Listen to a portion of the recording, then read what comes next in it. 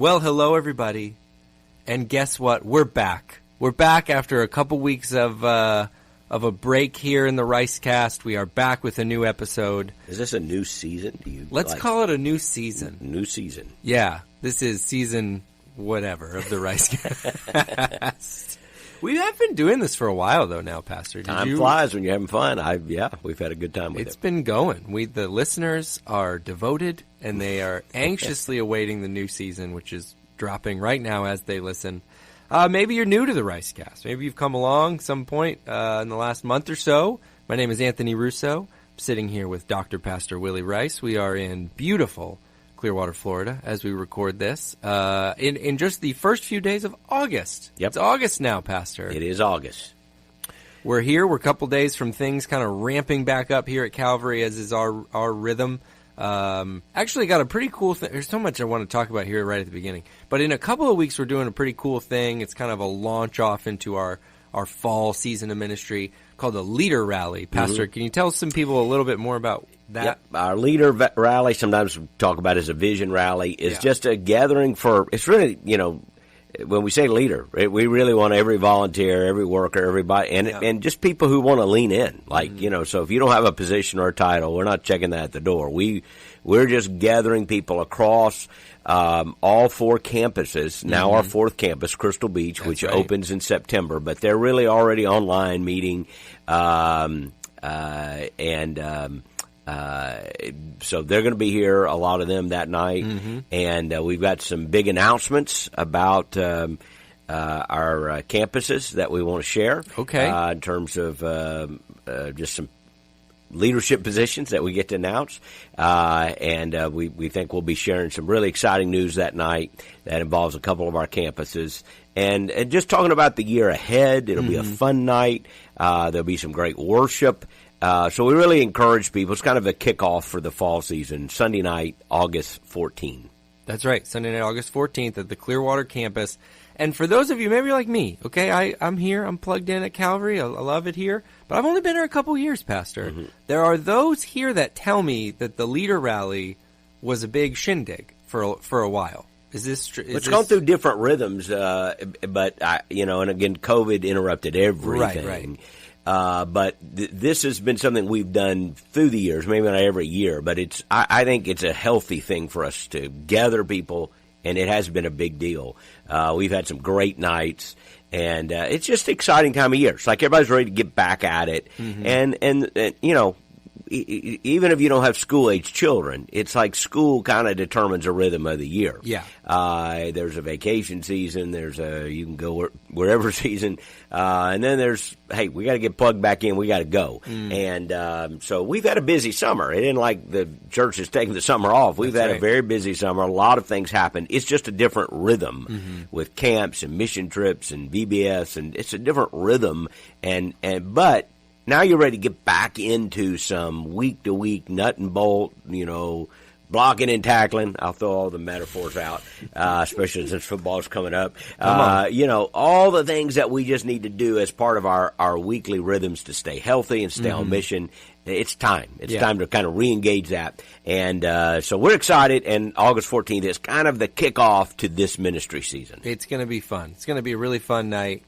Can you tell us any more on these announcements? Is this all you can give the Ricecast family?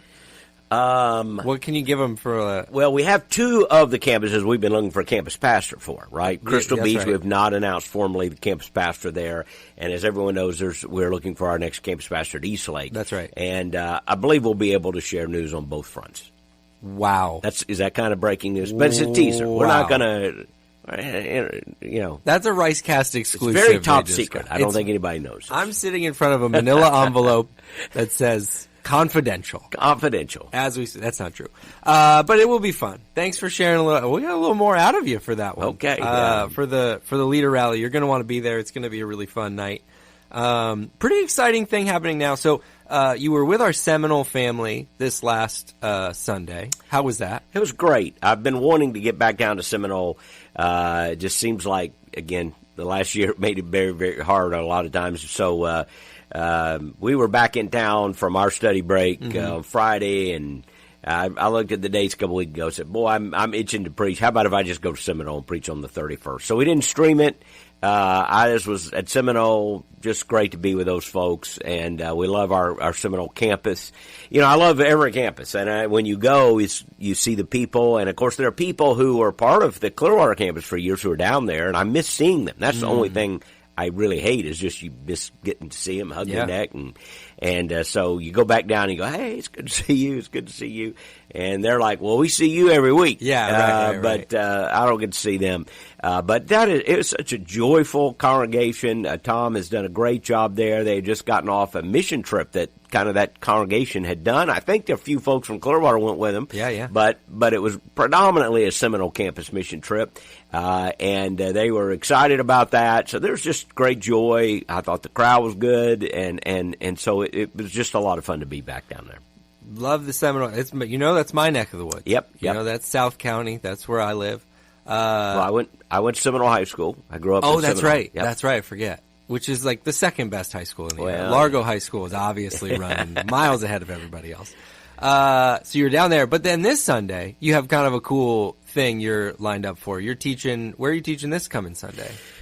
Right. We're back in the office. People have asked, "Are you back?" We're back. Got back in Friday from our time away study break, and so we're back. It's been a busy week, but I'm not back preaching this Sunday. Mm-hmm. I do miss being here. But I'm going to be at Brooklyn Tabernacle in Brooklyn, New York. Famous Brooklyn Tabernacle, of course, famous because of the incredible music that has come out of there.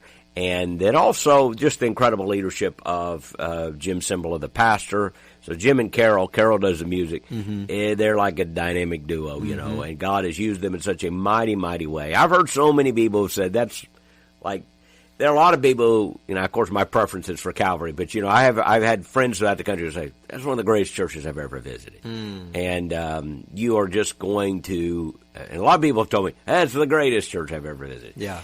There's just such a spirit there and a joy, and I'm just really honored that Pastor Jim would invite us to come up there. So Cheryl and I are flying up there on Friday, and looking forward to Brooklyn and being at Brooklyn Tab. And they do broadcast the services on their website. Yeah. I guess we can maybe put their link in. We don't want anybody staying home from Clearwater and Calvary or our campuses. We don't want anybody staying home Sunday to watch that.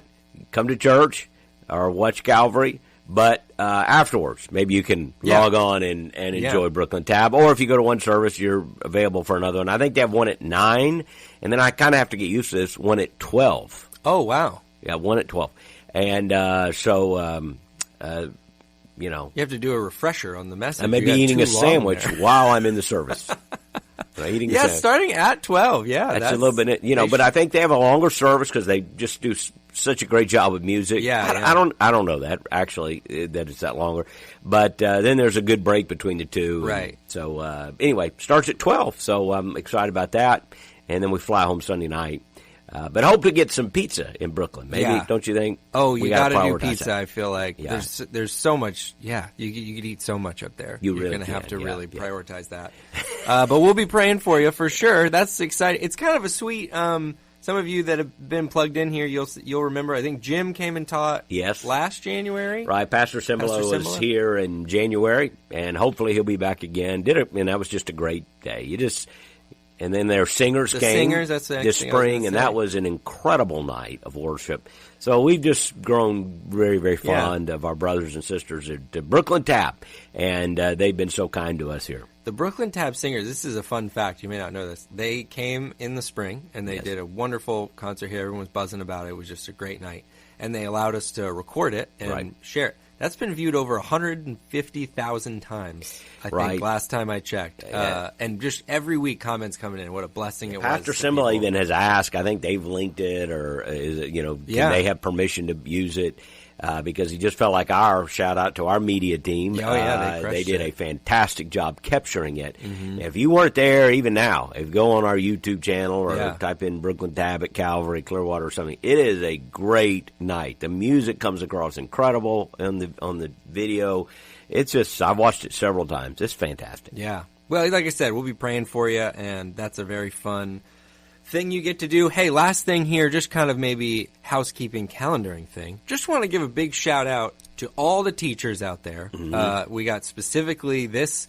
So here at the Clearwater campus, we have Calvary Christian High School, which is just a buzz right now. The teachers are everywhere. They're doing their trainings. They're getting things set up. So big shout out to the teachers as they're getting ready to start the school year here for sure. I know that's important to you. You were just talking with them. Well, I you? met with them yesterday, and then that we have a big day next Tuesday where we call it All In Day, which all of our staff, teachers, church, everybody gathers. It's going to be a huge crowd. It's like much bigger than the first probably 2 churches I pastored. But yesterday I spoke just to the faculty for a little bit, and that probably is almost as big as the school was when we first got here. Just a huge room, incredibly gifted men and women. Some of them are Calvary members. Some of them are members at other churches. We allow that. I've always joked, sometimes the best chemistry teacher may be a Presbyterian. And, hard to imagine, I know, that Baptists don't corner the market on everything. So we want the best teachers as long as they are committed believers and understand our doctrine of faith and agree with us on the essentials of our faith. So we do have people sometimes in other denominations who are teaching here because we want the very best. But we also want them to be very, very committed to the Lord. So we're happy if they're involved in Bible-believing churches in our area. But they're just a great group of men and women, and I spoke yesterday to them, and you're right, they're on campus, they're getting busy, they're doing orientation. We'll have our big day next week, and I think school actually starts next week. Yeah, that's right. With over our largest student body ever, over 800 students. And so we do want to remember all the families and the teachers, and that always reminds us, we have so many people in our church, maybe they're not connected to Calvary Christian High School directly, but they're involved in other schools, public schools, homeschool, other private schools. So lots of teachers, lots of students. We care about all of them. And we do want to be mindful and praying for all of them as they go forth into really a big mission field over here the next couple of days. Oh, yeah. Definitely want to shout out everybody and involved. To all the parents celebrating. That's what's going on in my heart as we say this. And that's why I just want to give all the teachers the flowers, because it's like, man, appreciate you guys going back at it. Here are my kids. Here are my kids. Please take good care of them, because it's been a fun summer at the Russo house. Crosby and Finn, if you're listening, loved having you at the house. They're not. They're 6 and 4, just 7 and 4 now. Sorry, Crosby. School coming up, so many exciting things. I wanted to talk, I think we covered all that stuff. Thanks for hanging with us. Again, we're back. We're getting loose. We're getting back in the rhythm. And I wanted to ask if you would kind of share about something for a little bit, because you put out, you did a video just sharing what July kind of looked like for you. And the second bit of it is your study, which is great. A lot of people might not know the behind the scenes of that, where you kind of prepare for the year, what we're going to teach on thematically and things for the whole year. But before that, you took some time, just you and Cheryl, I think this time, right? You did some traveling and things. And so I was just wondering if you might talk a little bit about rest, about rhythms of rest, because I know that's a yearly rhythm for you. So I just wonder if you might talk, why is it important to carve out times of rest and times of disconnecting? Well, first of all, let me just say I appreciate particularly our leaders. When I talk about my schedule and who I'm accountable to, we have a group of deacons and deacon leaders that I meet with, and they were really encouraging me to take maybe more time than usual in July this year. They're very supportive, and I don't take that for granted. So I want to just say thank you to them and to the church family. I always take a little time in July. I don't think I've ever taken 6 weeks that I haven't been preaching. And of course, I was at Seminole Sunday, but in terms of the whole church, and then we did a video, so you're right. Video the first week. But it seems like I've been gone longer than normal, and I don't know that will be every year. That was just this year. And so for those who go, hey, you've been gone a little bit. Yeah, you're right. We'll be back. Okay. However, the point you make is a really good one. And it is true for all of us, regardless of your particular station or flexibility in your job or whatever. And that is, you mentioned rest. I would even back up even maybe a step beyond that to just talk about rhythms, rhythms. Yeah. Life is not static, there is a rhythm to life. We talk about that in the Come Before Winter message every year. It's the way God created. The sun rises and the sun sets. There's a rhythm. The tide comes in, the tide goes out. There's a rhythm. The earth is moving. The moon is moving.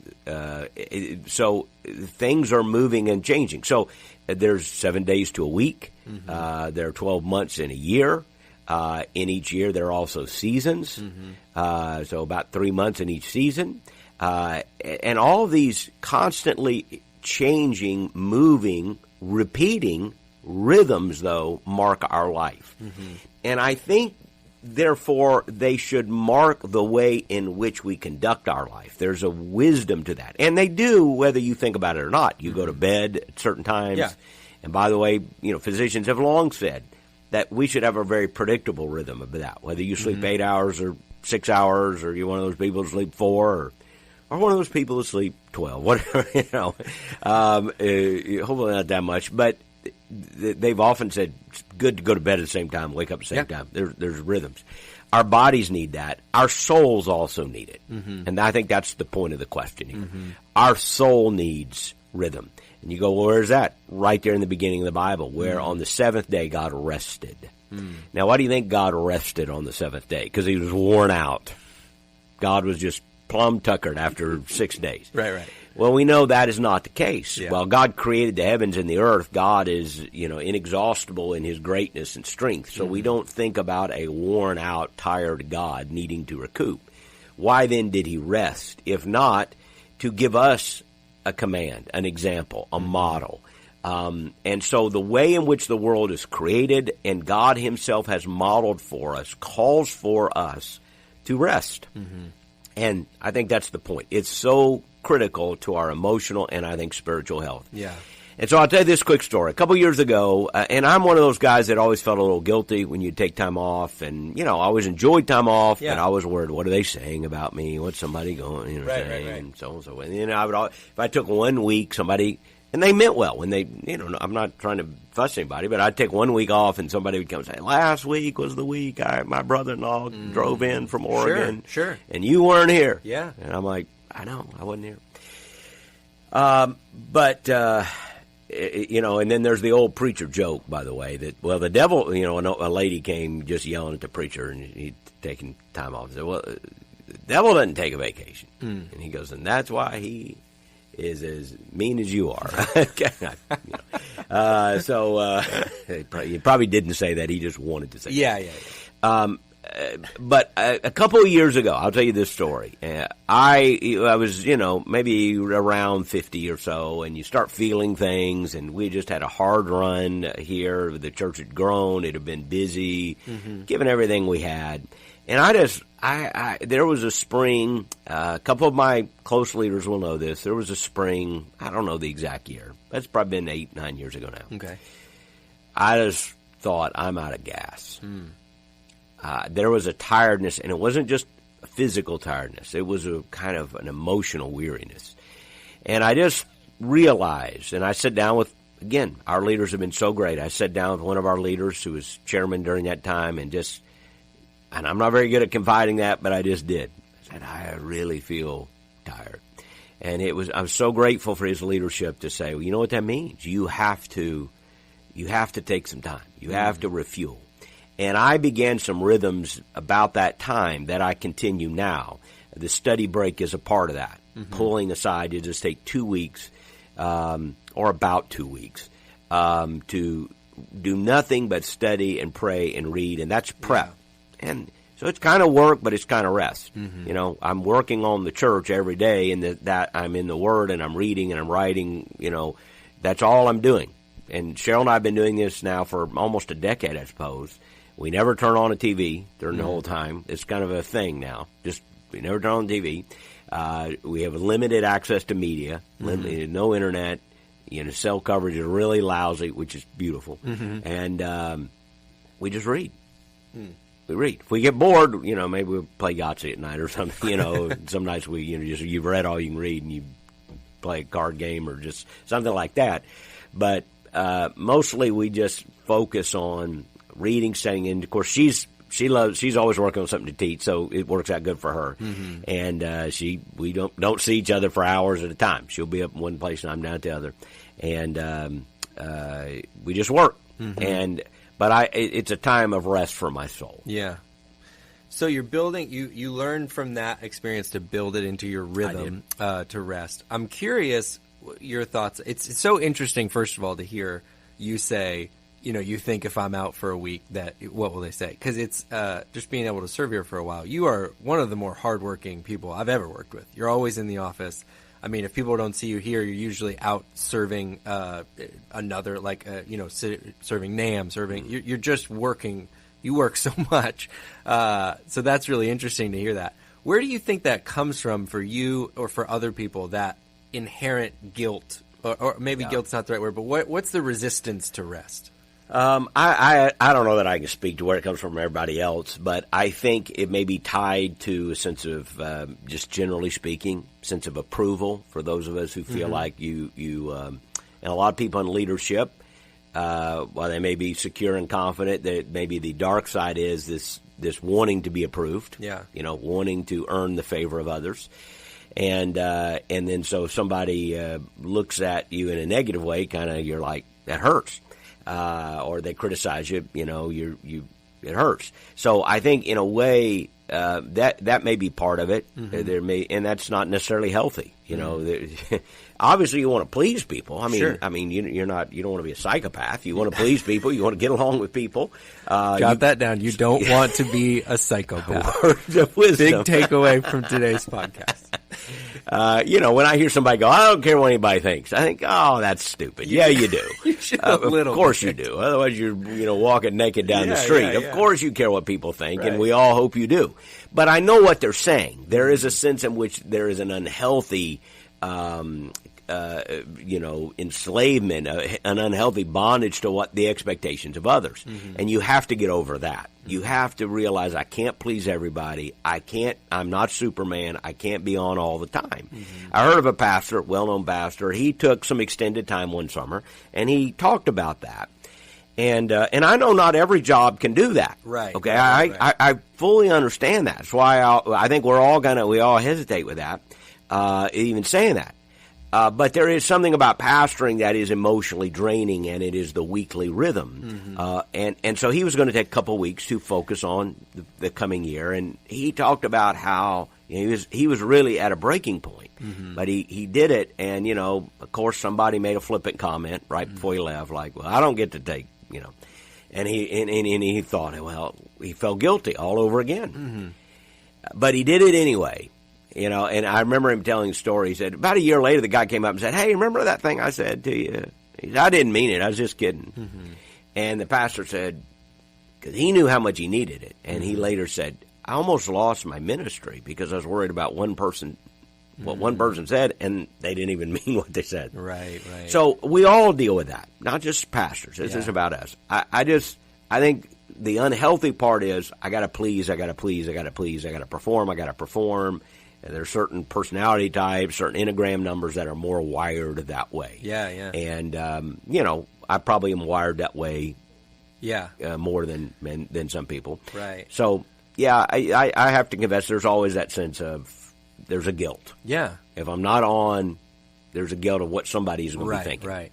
Yeah, I'm so glad you clarified that, because we understand different people are in different work situations. And one of those things that's different is, you kind of touched on it earlier, serving in ministry, like we both get to do, there's always more you can do, and it's always generally good, right? Like you could put so much, you could just do pretty good stuff. I'm using air quotes here because there's lots of good things. Right.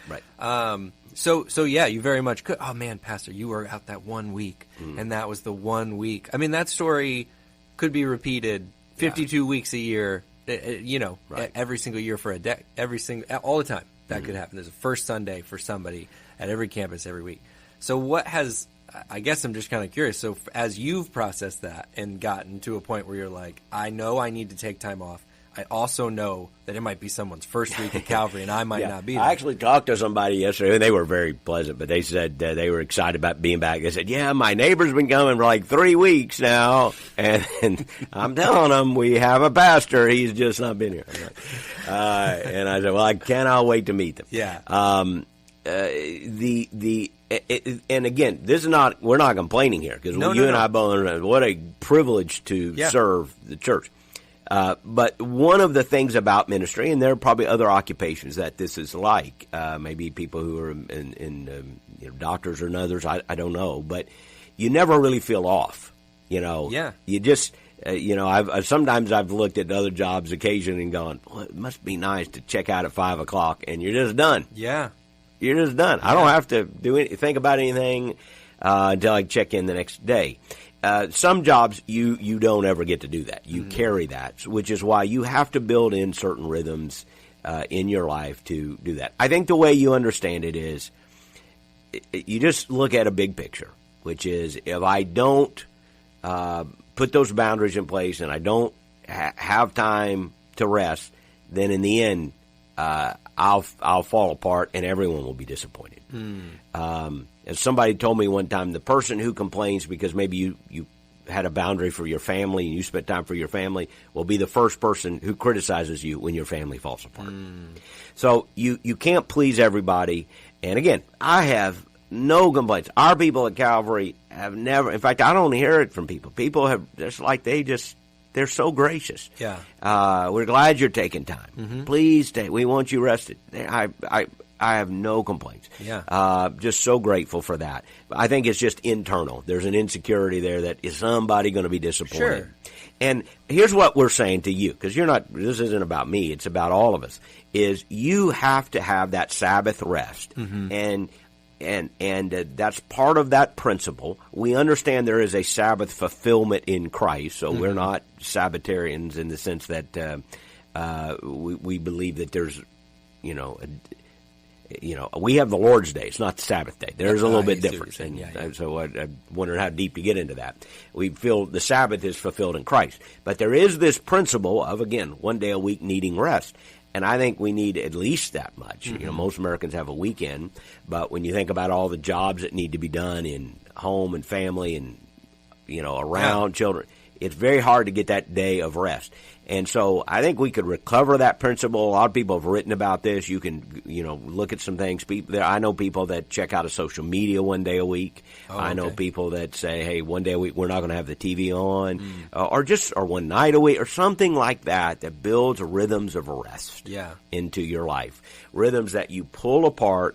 It's not about sitting on a chair, because all of us get bored, after a few minutes of that. Yeah. It's about, okay, I'm pulling out of the normal rhythm. I heard one guy say, if we don't come apart, we will come apart. So you have to come apart. You got to come apart away from some things. Yeah. Jesus did this. You look at the Gospels. Right. There are times when the crowds were gathering, and where is he? He's up on a mountain praying. You think, well, he's the last guy that needs to be up on the mountain praying. I mean, he's, the incarnation, God the Father, God the Son, and crowds need him. He's only 3 years. Hey, there's work to be done. Yeah. No, he's up there praying. He's out by himself. So I think if Jesus had to come apart and Jesus had to step away from the crowd sometime, then we have to. And if you are going to be any good to the crowds, then you have to build that rhythm in so you can minister to them. It's like Jesus loved the crowds, but he did not get his sense of approval or affirmation from them. Right. He got it from the Father. Right. And that's why he was of the most value to the people, because he knew how to do that. Yeah. Most of us are not secure enough to do that. Right. It's so good, too. And I appreciate you differentiating. Obviously I'm asking you to share just from your perspective. But I do know that this has been a trend, and it's something that a lot of people experience. You have a lot of people that are either maybe they have their own business, and you think, well, if I take my hands off the wheel for a second, I think about teachers we just talked about, right? They're working, they're doing their school day. Well, what if a kid needs some help after school? Well, probably want to help them there. Maybe I'll coach. Maybe I'll grade papers on the weekends. Before you know it, you're doing 100 hours a week on this thing. I've heard teachers criticized, by the way, people have never done education. They get the whole summer off. Well, why don't you follow their schedule in October? Yeah. And if you know anyone who is a really good teacher, I mean, they're committed to it. You understand that's one of those. My wife taught for many years. She did not, when she was done and went home during the day, first of all, during the day, very demanding, constantly on. And then she would go home and she would work for another 6 hours. Yeah. There would be many nights I'd go to bed, she's still working, grading, writing.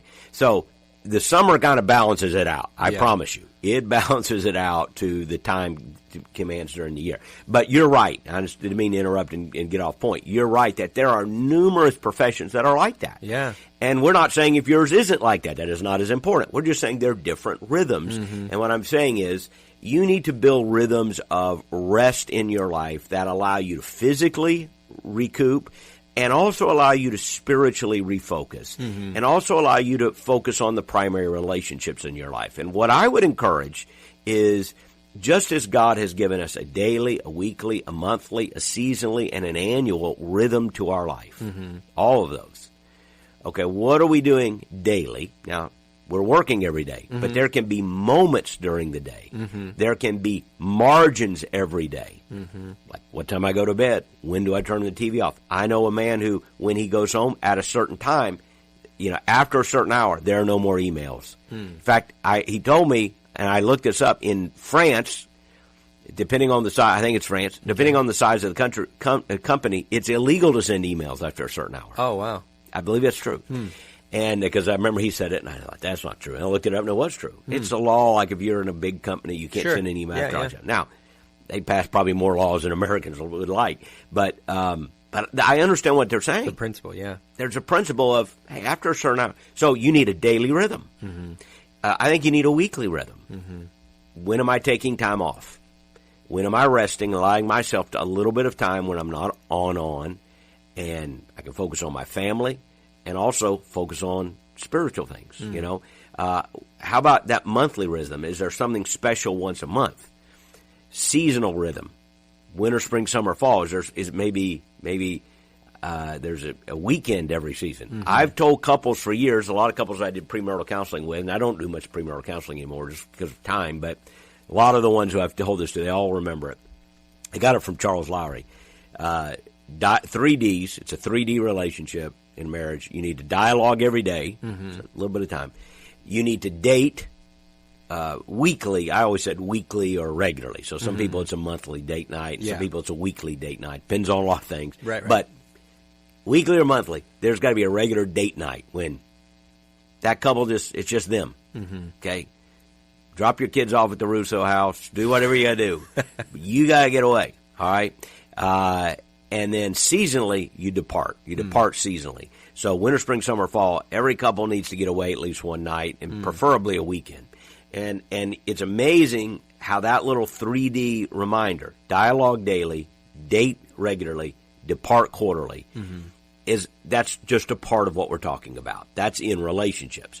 But that's so important to have that rhythm of rest. And when do I come apart to physically rest, to emotionally rest, to spiritually rest, and focus on the Lord.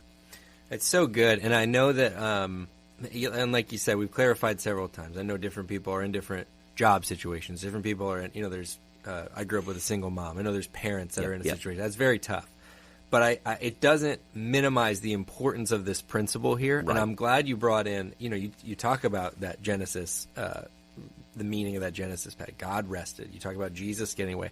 This is as a fairly critical element to your spiritual well-being. You can't. There should be no factor that makes you go like, well, I don't have to do the rest bit because I'll do this, that. Like, no, if it's this big of a priority, I do think it's a critical thing, and I love what you said. I think this is such an important point because you can fill in, well, if I rest, this will happen. If I rest, this. If you don't rest, the consequences are so much greater. They're so much greater. And, I've joked with couples who said, well, departing, going away, they don't have much money. That's pretty expensive, going away once a weekend. And I said, well, a divorce is a lot more expensive. Counseling is a lot more expensive. Yeah.